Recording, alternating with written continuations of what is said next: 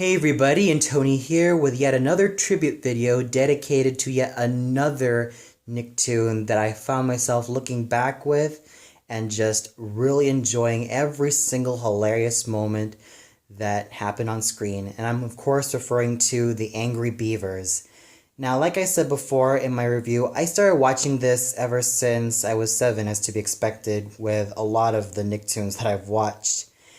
And, well, this left a really strong impression on me because just like its predecessors, Rocko's Modern Life, Ren and Stimpy, Looney Tunes, Tom and Jerry, and even like the Flintstones, the Jetsons, and Yogi Bear, Angry Beavers has found itself to be one of the most hilarious cartoons that I've ever watched, and even one of the most hilarious ones that Nickelodeon has ever put out.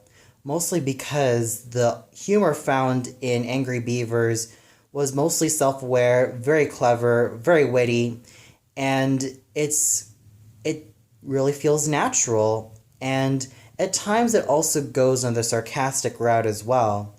And it also goes on the pop culture references as well. But it also likes to make fun of a lot of stuff like breaking the fourth wall, pop culture references, and it loves to parody a lot of famous movies. Like, for example, with Dagsky and Norb, they parody Starsky and Hutch, and not to mention a lot of other quotable lines that can be quoted from other movies as well. Like when Daggett says, "Yeah, baby," he's referring to Austin Powers. And then with Oxnard Montalvo, he's like your typical Hollywood actor or Hollywood film actor that's gorgeous, that is a debonair, that loves like adventure, that's daring and all that. And the Angry Beavers really know how to put up with those type of tropes really well, and they do it with such finesse and with such class and with such tact as well. And that's what really makes the humor of Angry Beavers so worth watching.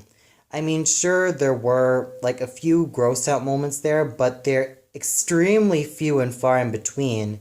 What really sells the show in terms of its humor is just that it's really clever. It doesn't need to bog down to the lowest common denominator, nor does it need to be shocking.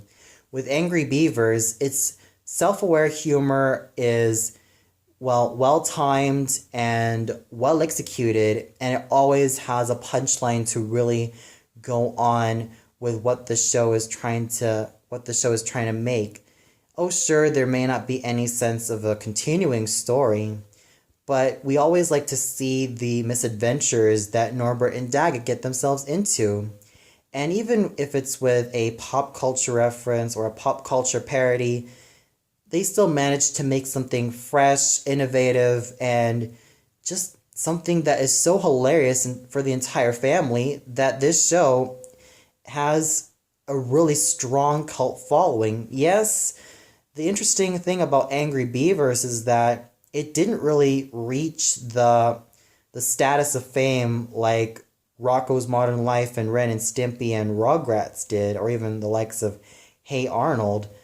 But it ended up being quite underrated, as a lot of people, when constantly being asked about this show, some people seem to forget about Angry Beavers or even Kablam. Heck, even Our Real Monsters is also quite underrated as well. And, well, with the Angry Beavers, I always manage to get a huge smile on my face every time I watch every single episode of the show, which was rather difficult to really choose which of the 25 I really enjoyed, to the point where a lot of episodes ended up being tight entries. That's how strong Angry Beavers was as a show. It really managed to have a lot of great humor without being shocking, without being tasteless, and there was always some type of tact that was being used in the show, not to mention the great dynamics found with Norbert and Daggett is just what really sells the show as well. Because not only is this a slapstick comedy of a show, riddled with pop culture references, or certain sight gags, or even like a lot of slapstick humor. But you could also find the dynamics of a buddy comedy found with Norbert and Daggett. Albeit with this series, they are brothers who are completely opposite of each other. What with Norbert being classy, yet arrogant, yet very suave and smooth talking, and Daggett being loud, screechy, and, well, constantly a pain in the ass.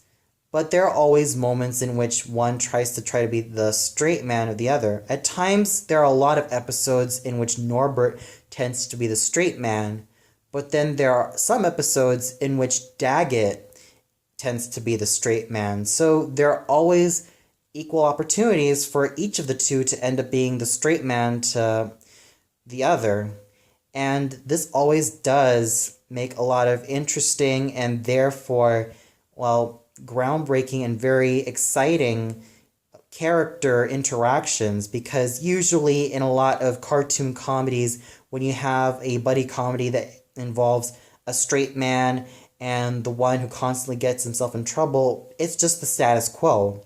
But with this, at times they do break the status quo. Oh, sure, Norbert presents himself to be a suave, eloquent, and very well-spoken gentleman type of beaver, while Daggett does present himself to be rowdier and very impulsive. But there are moments in which they can, like, try to be the straight man or they even try to really, help each other.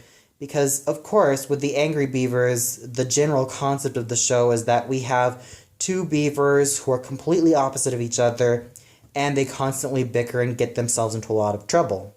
But at the same time, we see that these two have great character dynamics and, well, at times brush off their differences in order to help each other, and that's what really makes the show really fun and really rewatchable. Not to mention the other characters do help them out from time to time as well. Like you have the likes of Big Bunny, Barry Bear, Bing, Truckee, Tree Flower, the Scientists, and even Oxnard, Montalvo, Toluca, and Doc themselves. You could really see that these characters do get themselves involved with Norbert's and Daggett's daily exploits, and at times manage to add a little bit more calmness throughout the clamor that is Norbert and Daggett trying to one-up each other, but still being brothers to the very end.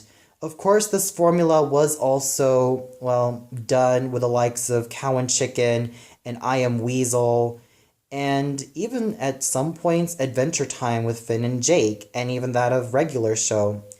And even then, with Angry Beavers, it did take a lot of tips from the likes of Bugs and Daffy, Ren and Stimpy, Tom and Jerry, Witty and Wally, and even Woody the Cowboy and Buzz Lightyear. You could really tell that Angry Beavers managed to really learn from a lot of buddy comedies, but at the same time, it managed to stand on its own 2 feet as a very hilarious and very out there buddy comedy that also works as a slapstick comedy, and it also works as a comedy that can be riddled with pop culture references that still manage to be very watchable and does not pander to the lowest common denominator.